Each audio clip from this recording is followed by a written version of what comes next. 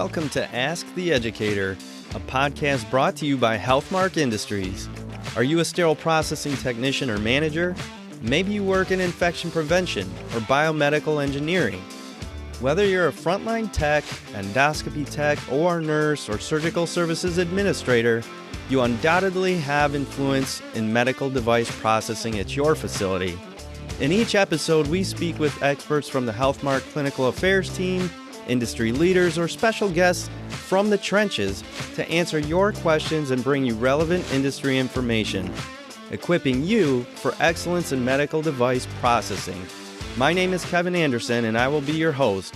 Now let's get started. All right, welcome to the podcast, everyone. For this episode, I have a special guest joining me. He began his career as an SPD technician back in 2009. He then served as an instrument database specialist, department manager, system director of various SPDs across the U.S. His department was an HPN CS-SPD Department of the Year in 2016. He has been a founder of 2 statewide ISHM chapters, conference speaker, a well-known industry writer, blogger, and social media connoisseur. His passion is seeing frontline sterile processing professionals equipped to fight dirty every instrument every time. By now, you've probably guessed that the guest today is none other than the founder and president of Beyond Clean, Hank Balch. Hank, it is about time we've had you on the podcast, so thanks for joining me on this episode. I appreciate the opportunity to come on, Kevin. And, one of the perks of being fairly active on social media is I can just go invite myself to things. And so I decided one day, I kept seeing all these great episodes come out from you. And I said, you know what? I'm not going to wait around for an invite. I'm just going to ask, can I come on your show? Please, let me on your show. Oh, I appreciate that, Hank. And obviously, yes, the door will always be open. But yes, and it's great having you on. And for this episode, it's funny because I really wanted to dig into a topic that is really underrated, I believe, in leadership in general, and big time in sterile processing and as an industry. And I believe there are many skills we need to develop if we want to become that true leader in SPD or in ND industry for that matter. And one of those skills, I believe, is storytelling, which is why it was so perfect to have you on at this time and for this topic. I know it's a passion of yours based on the 200 plus articles and all the different social media outlets you're involved in. I mean, you've really, really done a great job telling the story of our industry, and I really appreciate it. So, Hank, can you just share why you think this storytelling part is so important? Yeah. So let's start off with defining that term a little bit. Sure. In the South growing up, when you told stories, that meant that you're telling lies, right? So we're not talking about, storytelling in that way. We're telling the truth, but, we're telling the truth in a way that has some emotion behind it. And in the early part of my career, back in 2009, when I got started, I was already into stories, into poetry, kind of that, literary nerd a little bit, like to read a lot of books. Sure. And in consuming content in the industry, I realized real quickly that there's a lot of technical information out there. There's certification handbooks, there's guidelines, there's IFUs.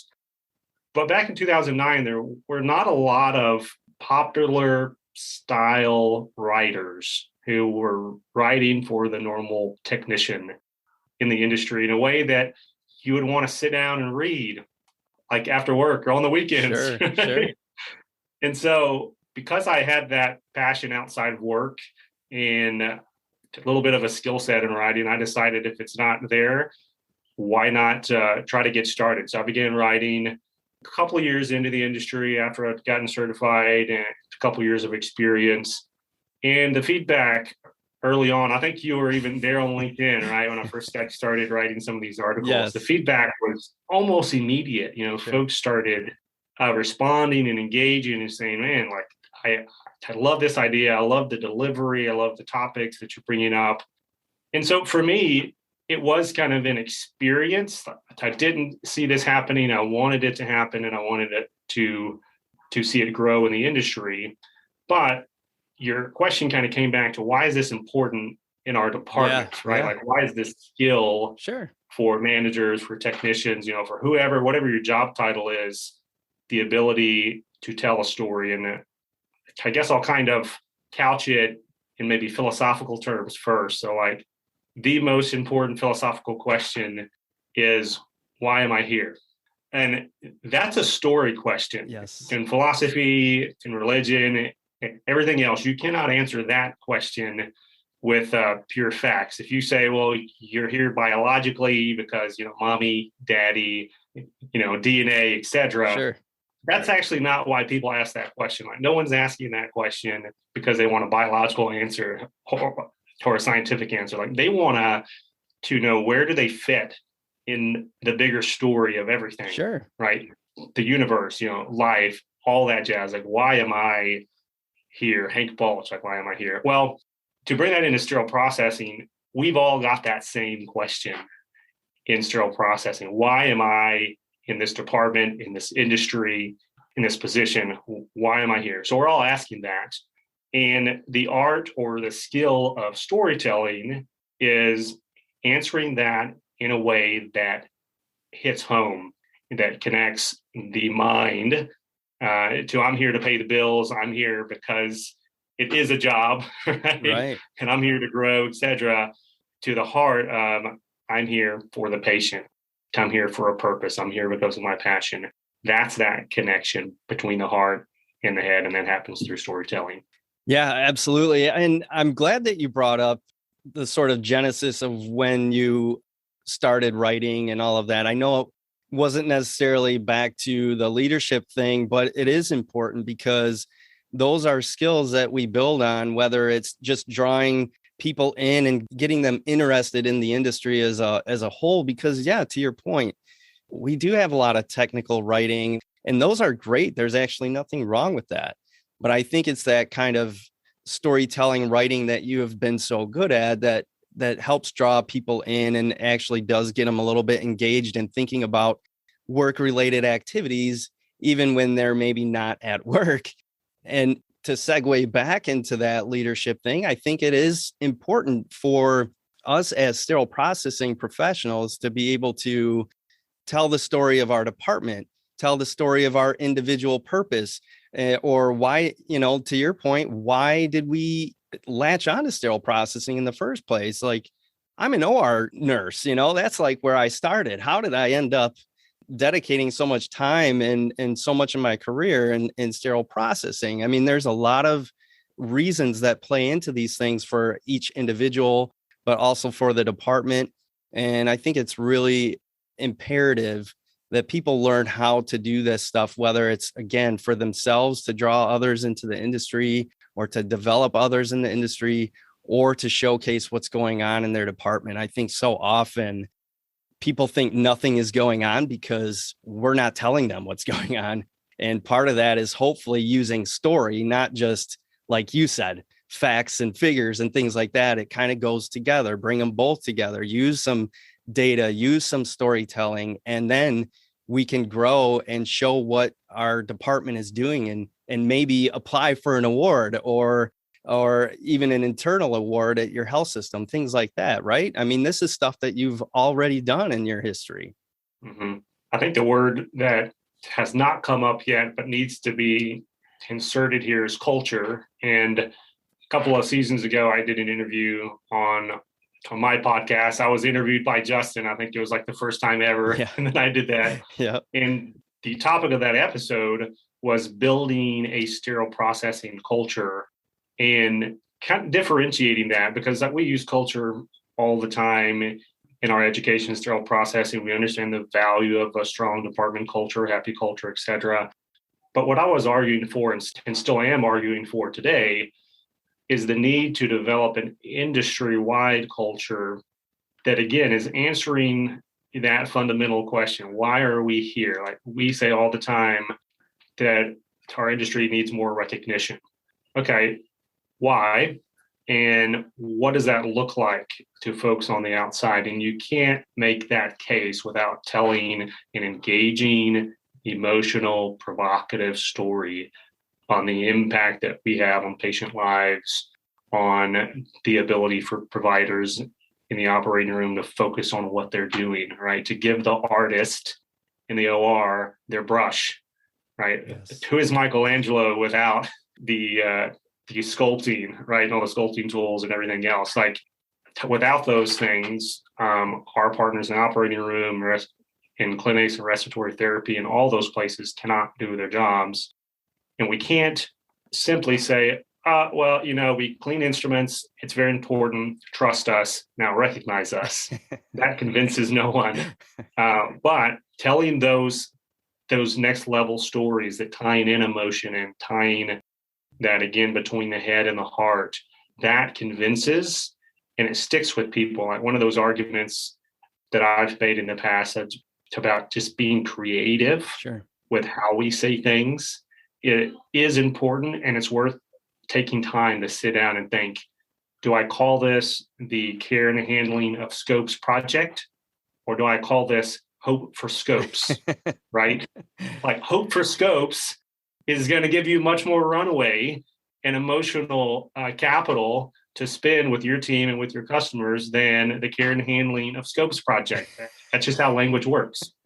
I know. And I feel like that's so funny that you bring that up because it seems to come so naturally to you. And so many of us, obviously have really taken to those kinds of things that you've written because let's face it, I mean, you've shared countless examples of that in your writing. And it's like, I could probably sit down for 5 hours and not come up with something so clever in 3 words. And it's like, I'm sitting here thinking, yeah, that care and handling project sounds pretty good,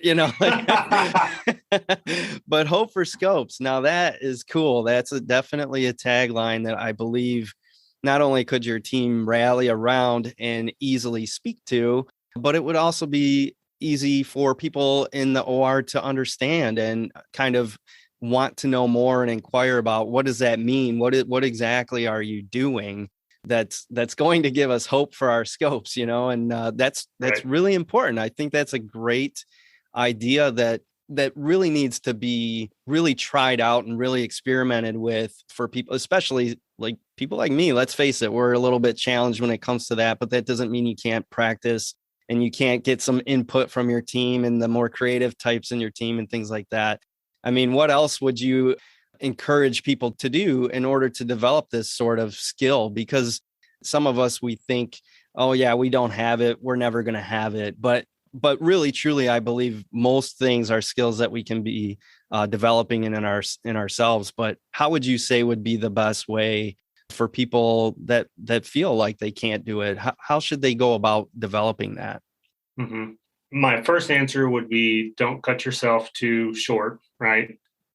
Don't be too hard on yourself because humans by nature are storytellers. We love listening to stories and we tell stories every single day.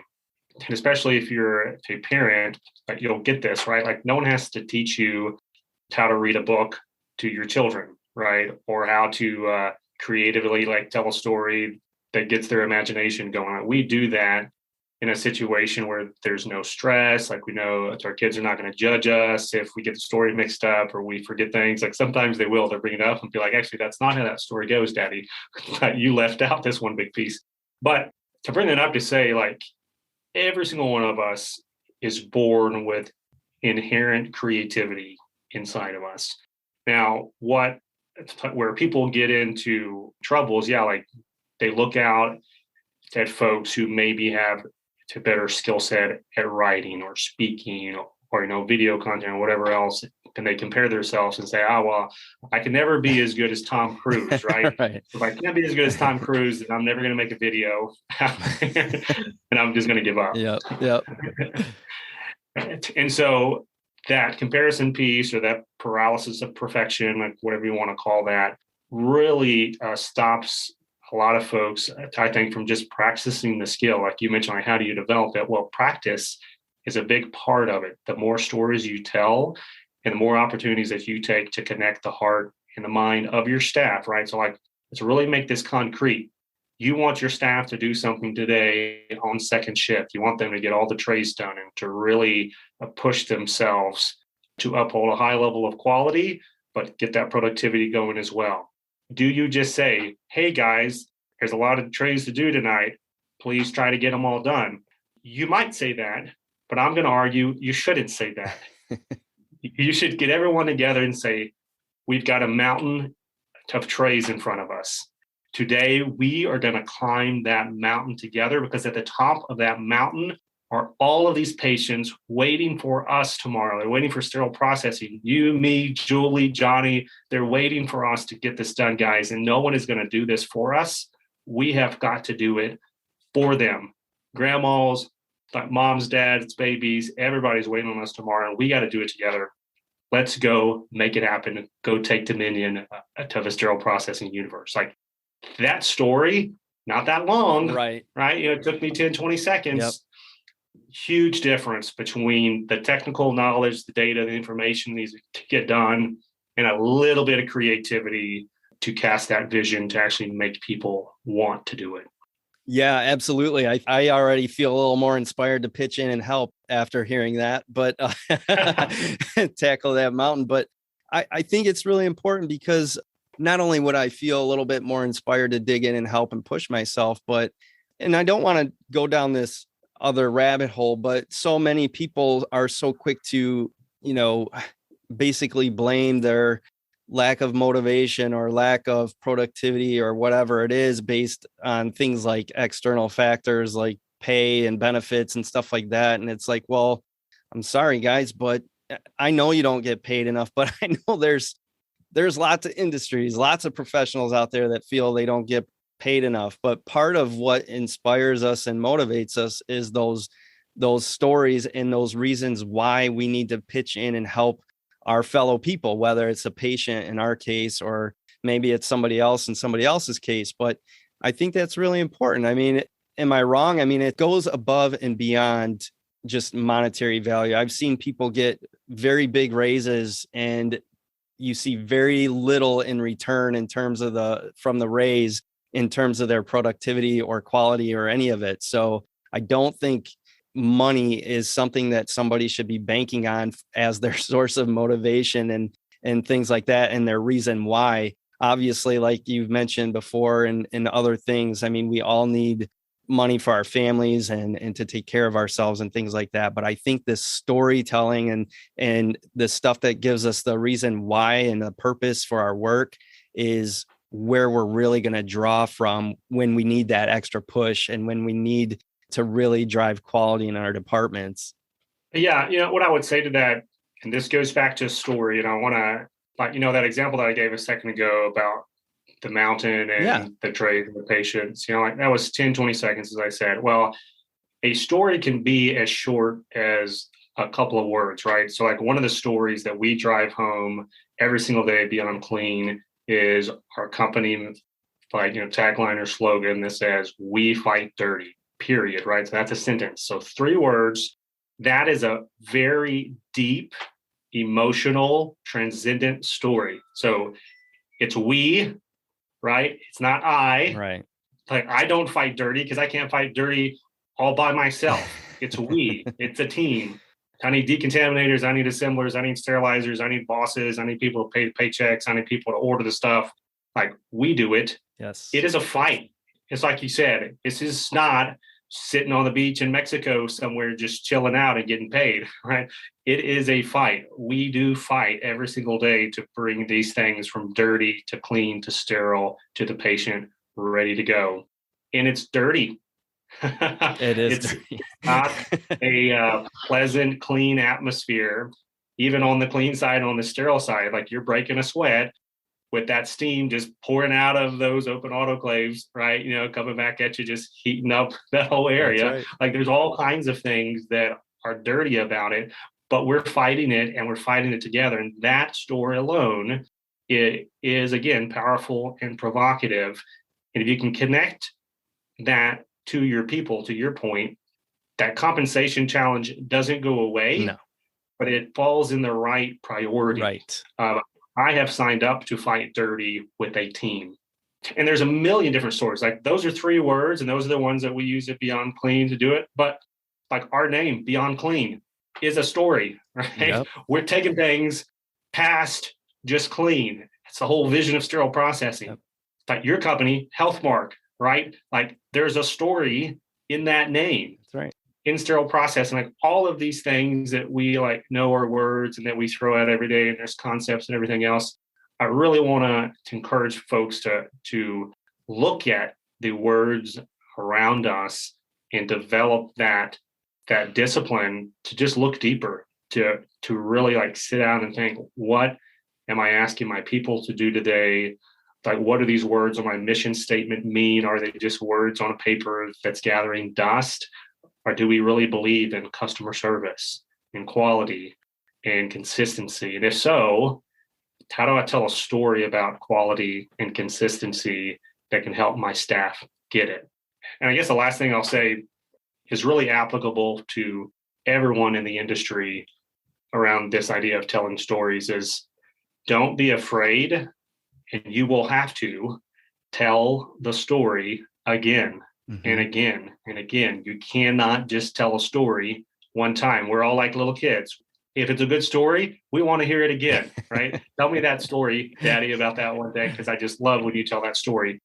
It's the same thing for us. We've got to be willing to tell the story again and again and again and again, because it's a new day, it's new challenges, it's new context for our people, and it will not get boring if it's an engaging enough and creative enough story. That's right. I agree completely. And I think about so many of my experiences and so many little stories that I've had to infuse into talks and things like that, because I really think that those are what drives home the points for people, because that's what we can all relate to. You know, when my department was fortunate too, you were a SPD Department of the Year for HPN. I mean, that's amazing. But how does that happen? You had to tell a story. I've read those stories, not just yours, but the others as well. They're lengthy, they're important, they're detailed, there's data behind them. And I had to do the same thing for my department. We were finishing up a year and I was reflecting back on all of our quality numbers and our projects. And I just happened to see, oh my gosh, these were amazing strides. And I had to end up sitting down and writing the story out to submit it to ISHM. Like, these are real world things that happen because we sat down and took the time to not only look at what happened, but then tell the story. And then that becomes a story that you can tell to upper level management or the operating room or whatever the case may be. And not only that, but articles, and you can share that inspiration across an entire industry. And that's what's so cool about it. One of my former managers was great in that she was a great communicator, and she also inspired me to get better at it. And she always said, you know, if you don't manage your message, someone else will do it for you. And that's part of it. It's telling that story, because if you don't, they're going to assume the worst. Why do I report these quality issues? They don't do anything about it, right? That's because you're not up there telling them what you're doing about it, you know? And I'm sure you have other examples as well. I mean, do any like real actual examples come to your mind? I'm sure there's so many that flood your memory, but one that you would like to really share with the audience to really hit the point home. I mean, outside of the conversation I just mentioned, like about Beyond Clean, right? Like that's its own powerful story. Yes. Of the vision, you know, for education and for networking around the industry, and obviously, but yeah, there's hundreds of them throughout my career, because like every instance is a story. Yes. And it can have small impacts, it can have big impacts. But here's one that a lot of folks will be able to connect with, I guess, is in 2015, I was the manager of the Jewish hospital there in Louisville, Kentucky. In Louisville, Kentucky, if you don't know, it is the home of the Kentucky Derby. So we're all about horse racing there in Louisville. At that same time, I wanted to drive my staff to get certified, not just certifying. I wanted them to get all the certifications that were available in 2015, and there was 3 of them through the ISHM group. So what did I do? Did I say, Kevin, hey, let's do a 3 certification project and everyone can get 3 certifications? Nope. What I did is I looked around me, pulled some cultural the cultural illusions, right, from Louisville, Kentucky, and said, we're into horse racing. We all know what the Triple Crown is in horse racing. So let me create a Triple Crown program for my technicians that if you get all 3 certifications, we're going to have this big award ceremony. You're going to actually have an award. We're going to call down the president of the hospital. We're going to put it in the newsletter. We're going to make a big freaking deal about you getting the Jewish Hospital Triple Crown certification. Well, what happened? 2015, Isham had a cover story about Triple Crown certification that we were doing there at Jewish Hospital, and it's taken on a life of its own. So now there is a thing for everyone in the globe who's Isham certified 3 certifications is Triple Crown certification. Like that's a story. That's one story that I told to my technicians and my team to inspire them to do something great. It has impacted an entirely separate organization and thousands of folks around the globe.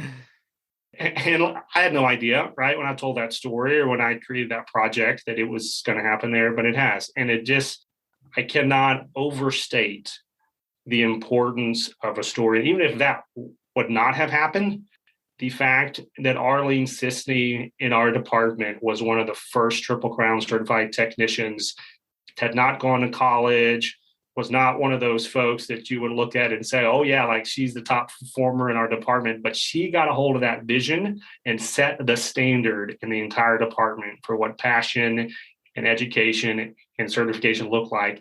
That was mission accomplished way back then for Triple Crown. And man, it's gotten so much bigger. So don't underestimate the impact that those stories and those illusions can make for your team. Gosh, Hank, I think that is actually a great story to end the episode on, because that is the perfect illustration. Not only did you mention, obviously, your company, I mean, your company has grown into a company by telling stories, but you also had the quote unquote real world. Not all of us are entrepreneurs, so it's hard for everyone to relate to starting a company or whatever, but they can relate to driving such an enormous project in their SPD. And that is just fantastic. I remember that going on at that time. I remember the cover of that Isham Process magazine. Maybe it was Communique back then, but I remember the graphic. I remember all of it. I remember the story that went with it. And gosh, I really appreciate you sharing all of that. I think that if people aren't inspired by that to start practicing that skill of storytelling, and just like you said, there are hundreds, like take one little thing and keep building on it, or keep telling it and get better at it. There's so many reasons to tell stories. Don't let people think you're doing nothing in SPD. Tell your story. And again, Hanks, thank you so much for being on the show and inviting yourself. I should have invited you long ago, but I appreciate you inviting yourself and being a guest on the show. It's awesome. I appreciate it, Kevin. Thank you for telling stories and for creating your own platform to let other folks tell their stories as well. So I appreciate it again. That wraps up our interview with Beyond Clean founder Hank Balch. We had a great discussion about the importance of storytelling and how it is an essential skill as a technician or leader in the sterile processing industry. Hank shared numerous examples of how this skill could be put into practice, and even how it could be so simple and yet so impactful. I hope you are now inspired to develop your ability to use stories to move your career and your department forward. I want to thank you all for listening to the show. Please remember to subscribe to the podcast wherever you listen to podcasts. All opinions expressed on this show are those of the presenters. Before using any medical device, it is important to review the device manufacturer's instructions for use.